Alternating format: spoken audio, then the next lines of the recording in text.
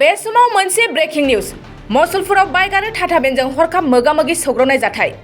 बे जाथायाव सासे बाइक सालायगिरिया गोब्राब जोखोम जानाय सुबुंनि मुंखौ दिप बसुमतारी होननानै मिथिनो मोन्दों। बाक्सा जिल्ला मसलपुर पुलिस थानानि बेन्दोंआव थानाय निकासि मसलपुर बरमा फोनांजाब राजालामानि जिल्ला आबाद मावख'नि लांगोना बेलगुरि फोथाराव बाइक आरो टाटा भेनजों सौग्रावलायदों। सौग्रावनायाव AS14L5645 नाम्बारनि पालसार बाइक आरो AS01PC4842 नाम्बार टाटा भेन होननानै मिथिनो मोन्दों। जोखोम जानाय दिप बसुमतारीखौ मसलपुरनि डक्टर रबि बर' देहा फाहामसालियाव फाहामथाय होनो थिसननाय जादों होननानै खौरां मोन्दों। এই চাৰিচকীয়াখন ইফালৰ পৰা আহিছিল এই টাটা মোবাইলখন আৰু বাইকখন ইফালৰ পৰা আহিল।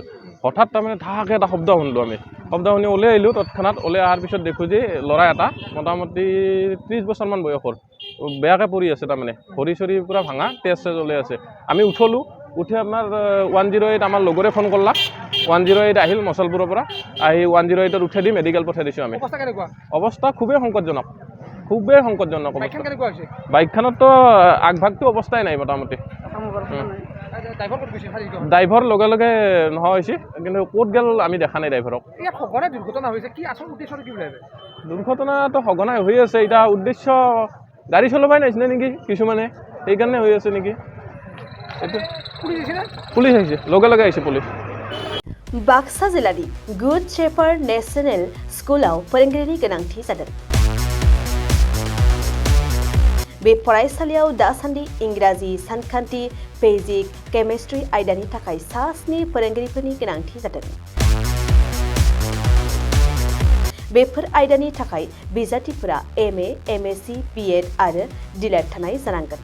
लोगोसेयैनो सायख'जानाय बिजाथिफोरनो दानबान्थाखौ 10 निफ्राय 20,000 रां, 10 निफ्राय 30,000 रां आरो 8 निफ्राय 14,000 रां होनाय जागोन। गोसो गोनां बिजाथिफोरा गुड शेफार्ड नेशनेल स्कुलनि नैबे मबाइल नम्बर 6000438282 आव वाट्सएपनि गेजेरजों फोरमान बिलाइखौ दैथायहरनो हागोन।